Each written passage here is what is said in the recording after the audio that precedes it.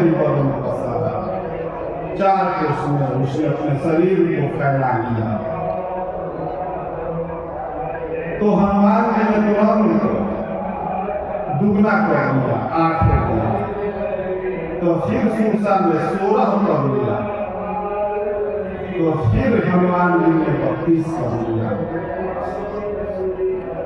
जो जब घर तेरी बदन पसारा 4 कैसे कभी तो तीन दिन बिस्तारा। तो 4 गुना 8, तो फिर 8 गुना 16, 16 गुना 32, 4, 8, 16 और 32 का जो ज्योमेट्री है, जो स्टैटिस्टिक्स जो है, जो सतह है, इसको हम सत्संग के माध्यम से रेवलेशन करने का एक छोटा सा प्रयास करेंगे आप लोगों के समक्ष। तो 4 सुरसा, शरीर की चिंता ही सुरसा है। मूल समस्या क्या है? शरीर की चिंता, शरीर की आसक्ति, मूल आसक्ति है। शरीर को लेकर साधक चिंतित हो जाता है। कहाँ साधना के महामार्ग पे जब वो निकलता है तो तमाम चीजें आती है कि कहाँ रहेंगे, कहाँ खाएंगे, कहाँ पिएंगे, कहीं क्यों खाए, कहीं तो हमारा शरीर कमजोर ना हो जाए, कहीं खूबसूरती नष्ट ना हो जाए। हर व्यक्ति का शरीर को लेकर बड़ा सेंसिटिव एक इशू है। इसीलिए तो मनुष्य दर्पण के सामने सबसे ज्यादा समय देता है, अपने चेहरे को देखते रहता है। जहां भी आईना को देख लेगा, दर्पण को देख लेगा, तो जरूर है कि उसकी नजर दर्पण पे चली जाती है और अपने चेहरे को देखने लगता है कि बाल ठीक है कि नहीं, चेहरा कैसा है कि नहीं। ये सब चीजें होती है उसके समक्ष। तो ये मूल समस्या है, मूलभूत समस्या है, क्योंकि शरीर में हमारी आसक्ति है। ये तो मन बुद्धि चित्त अहंकार, ये सर्पों की माता है। संशय रूपी सर्प, संशय जो जीवन में है, तमाम जो भ्रांतियां है, मिसकंसेप्शन है, मिसअंडरस्टैंडिंग है चीजों को लेकर, सत्य को लेकर। तो 4 कोष में 4 कोष है, 4 दिशाएं हैं, जैसा कि जानते हैं। और हमारा मन, बुद्धि, चित्त और अहंकार, ये चारों का खेल है। मन, बुद्धि, चित्त, अहंकार 4। इस चारों के द्वारा हम पुनरपि जन्म पुनरपि मरणम के चक्र में आते हैं। यही सागर से ऊपर जाना, सागर से पार करना है, समुद्र से पार कर रहे हैं हनुमान जी, वैराग्यवान साधक। तो तुरंत पवन सुत दुगना हो गया 8। तो इन चारों से पार किस प्रकार पाएंगे? इस भवसागर से, संसार सागर आप से किस प्रकार पाएंगे? तो 4 गुना 8 गुना 8 योग महर्षि पतंजलि ने बताया है। यम नियम आसन करण्या प्रत्याहार धारणा ध्यान और समाधि। इस 8 इक्विपमेंट से, इस 8 टूल किट से, ये 8 जो है अष्टांग योग, यम नियम आसन करण्या प्रत्याहार धारणा ध्यान समाधि, इस चारों को जब साधेंगे, चारों को जब अपने जीवन में अपनाएंगे, जो निर्माण का जो मेथड है, जो विधि है, तब जाके हम बुद्धि चित्त से बियॉन्ड होंगे, ओशियन ओरिजिन से बियॉन्ड होंगे। पुनरपि मरण, पुनरपि जन्म का सर्कम चांस से स्केप कर पाएंगे। अष्टांग योग को धारण करना पड़ेगा। तो यही है 4 मन, बुद्धि, चित्त, अहंकार और अष्टांग योग के द्वारा इसकी समस्याओं को रिजोल्व कर पाएंगे। हम अपने जीवन की मरण की समस्याओं को रिजोल्व कर पाएंगे अष्टांग योग के द्वारा। ये टूल किट है, साधना का इंस्ट्रूमेंट है।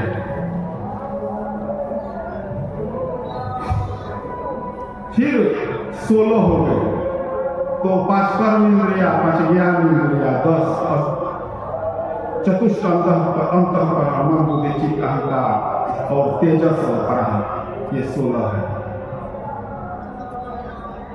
फिर इसके दुगना 32। तो 32 एक ईश्वर पे समर्पित जब होंगे, इस ईश्वर, एक ईश्वर पे संपूर्ण समर्पण होंगे, तब एक स्थिति आएगी। तब जो है द्वैत से निकल के अद्वैत के महासाम्राज्य में प्रवेश करेंगे। हनुमान जी जा रहे हैं रास्ते तो साधक के सामने जो शरीर की चिंता है, शरीर की समस्याएं हैं, फिर क्या हुआ? बहुत छोटा रूप बनाए हनुमान जी, जाने नहीं दी तो दुगना करते चले, यानी कि वैराग्य को बढ़ाना है, दुगना कराना है। जैसे जैसे किस प्रकार काउंटर करिएगा, किस प्रकार फाइट करिएगा, लड़िएगा इस माया के जंजाल से, तो आपको एक कदम आगे चलना होगा। जैसे कि अपराधी से अगर शासन प्रशासन एक कदम आगे, उसका टेक्नोलॉजी नहीं रहेगा तो अपराधी को तो पकड़ ही नहीं पाएगा। तो इसलिए सरकार शासन प्रशासन को अपराधी से एक कदम आगे होना होगा, तभी जाकर सुरक्षा व्यवस्था स्थिर हो पाएगी। उसी प्रकार एक कदम आगे रहिएगा, तभी बैटल ऑफ वार को लीड कर पाइएगा, विक्ट्री कर पाइएगा, चेकमेट कर पाइएगा अपने शत्रु को, अपने एडवर्सरी को।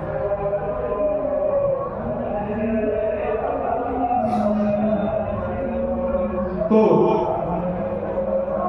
फिर लघु रूप बनाया और शरीर में गए हनुमान जी। तो ये चित्त की है वृत्तियां, जैसे जैसे समर्पित हुए एक परमात्मा में, एकत्व स्थिति में समर्पण, एक ईश्वर के पूर्ण रूप से जब समर्पण होकर साधक लगेगा, चलेगा, ईश्वर का स्मरण करेगा, तब धीरे धीरे जो चित्त की सहस्त्र प्रवृत्तियों में सुरक्षा फैल गई। कौन सी हैंसरिक जो है, कॉम्प्रिहेंसिव जो है वो विस्तृत हो गया, उसका जो प्रसार है पूरा चित्त की अनंत प्रवृत्तियों में वो फैल गया। सुरसा, ये चिंता, ये वेदना शरीर को लेकर, ये पूरा इसी का चिंतन करने लगता है साधक। जिस प्रकार रामकृष्ण परमहंस देखे उनको कैंसर था,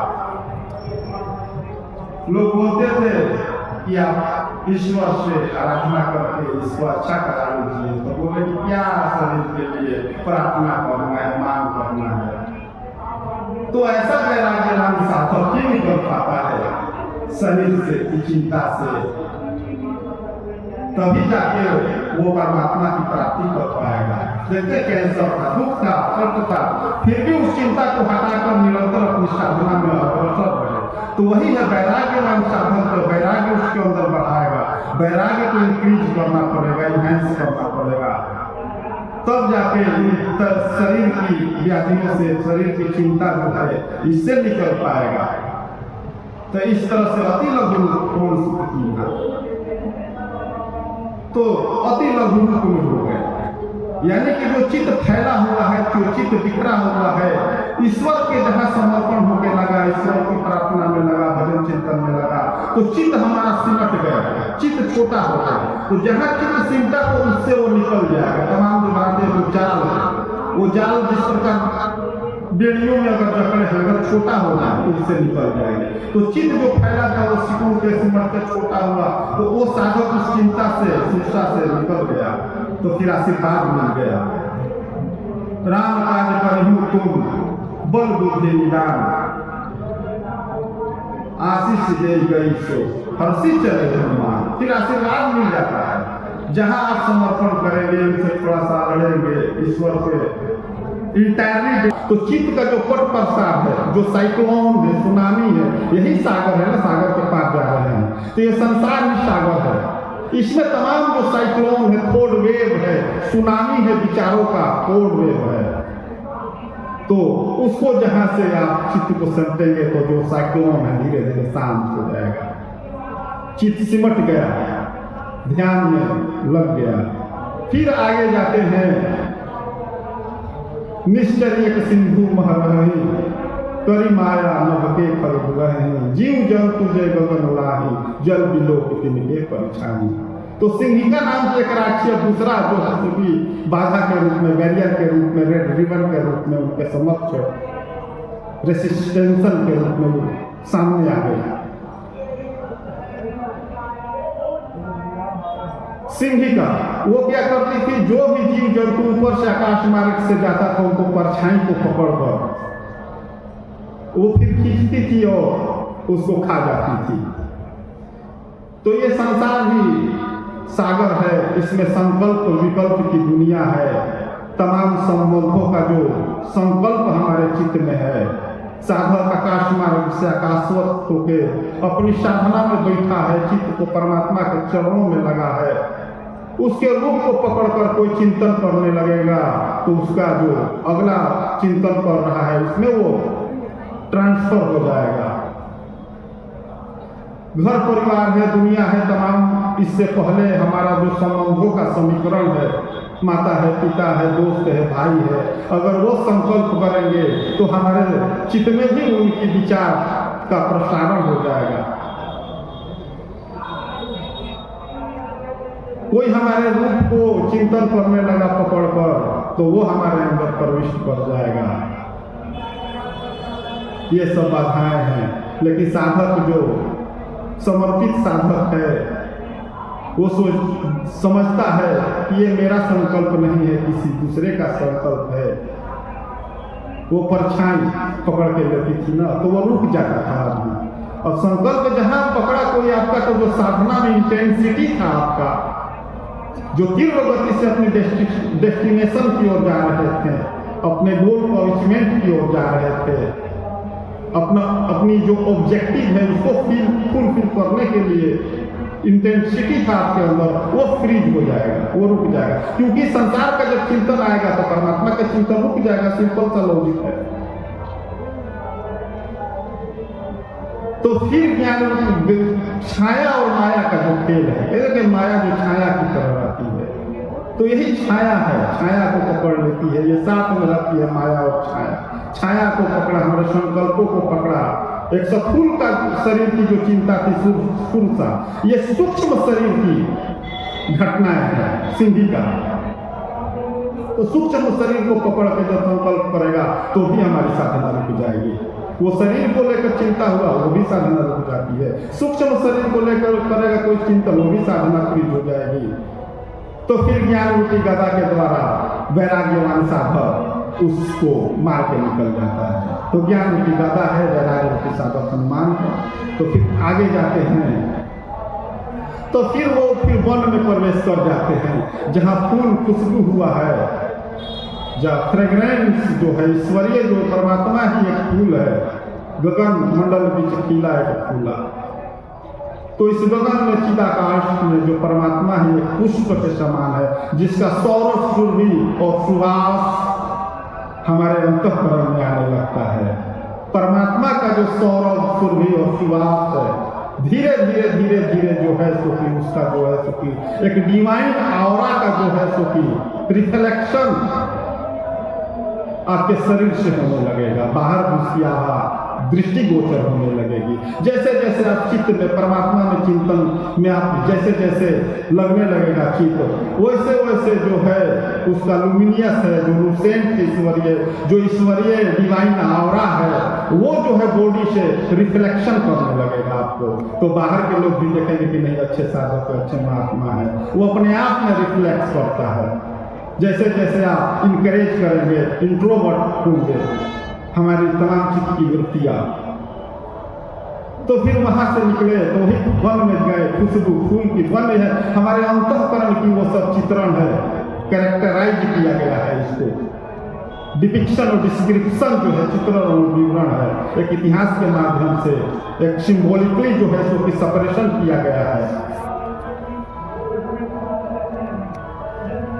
तो फिर वहां का है मन देखे, फिर जो है हनुमान जी एक ऊंचे शिखर पे चढ़ जाते हैं, यानी कि अध्यात्म का जो उत्तुंग शिखर है उसको पर्वतारोहण साधन करने लगता है। जैसे जैसे चित्त वृत्तियां हमारी सिमटेगी, वैसे वैसे जो अध्यात्म का उत्तुंग शिखर है उसको पर्वतारोहण करने लगता है साधक। फिर वहां जाके पूरा जो लंका को देखते हैं, जो सिक्योरिटी एम्ब्रेला है, कहाँ कौन सेना है, कौन क्या है नहीं है, कहाँ किस तरह का स्ट्रेटजी जो बनाया है लंका का सिक्योरिटी एम्ब्रेला है, उसको जो है सो निरीक्षण करते हैं हनुमान जी। ऊपर चल के देखते ड्रोन से, आजकल जो ड्रोन से है सो कि रिकॉनिसेंस किया जाता है ड्रोन से शत्रु सेना को, कि सेना का क्या स्ट्रेटजी प्लानिंग है।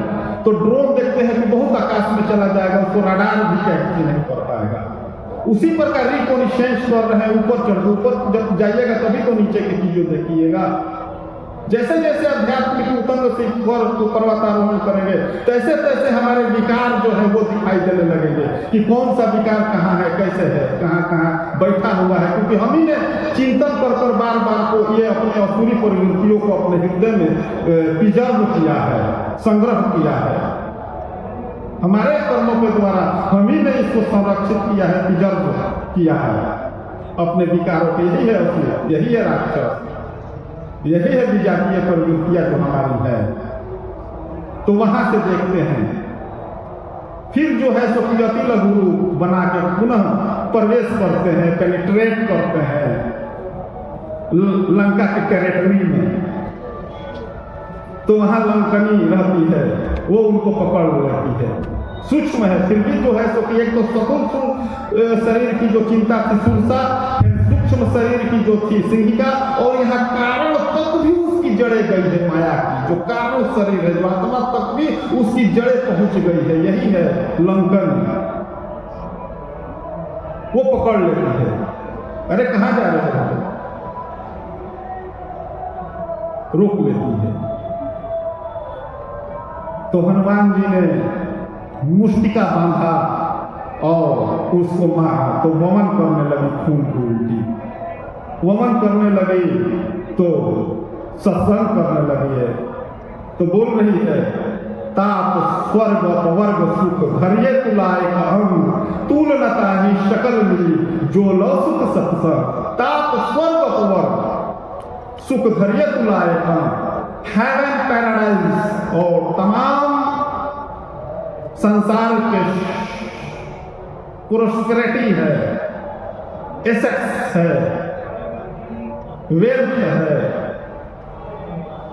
फंड है, वो सब जब सभी को एक करके एक तराजू पे रखिए, उसके बाद भी एक दो पल का जो सत्संग है उसका तराजू का पड़ला ऊपर रहेगा।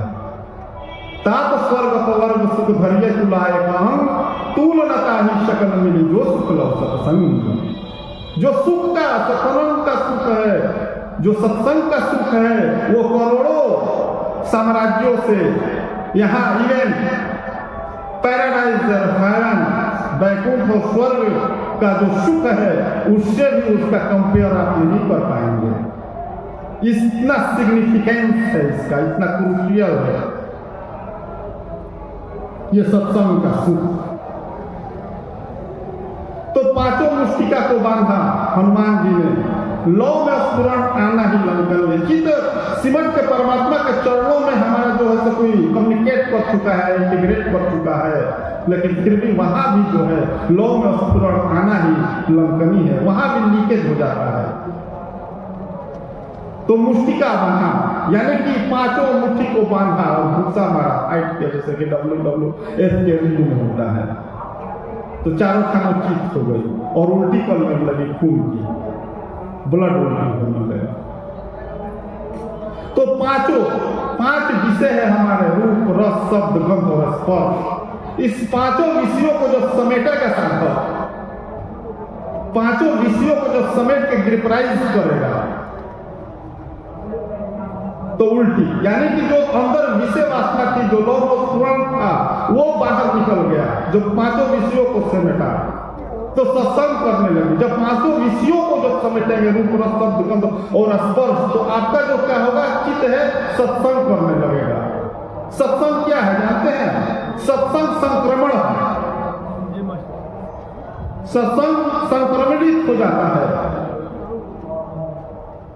आप बैठे हैं, सत्संग सुन रहे हैं, ये संक्रमण है, आपके अंदर भी वो प्रवेश कर जाएगा।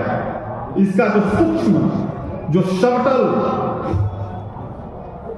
जो वायरस है, और आपके अंदर भी ईश्वर की ओर जाने का, ईश्वरीय मार्ग की ओर बढ़ने का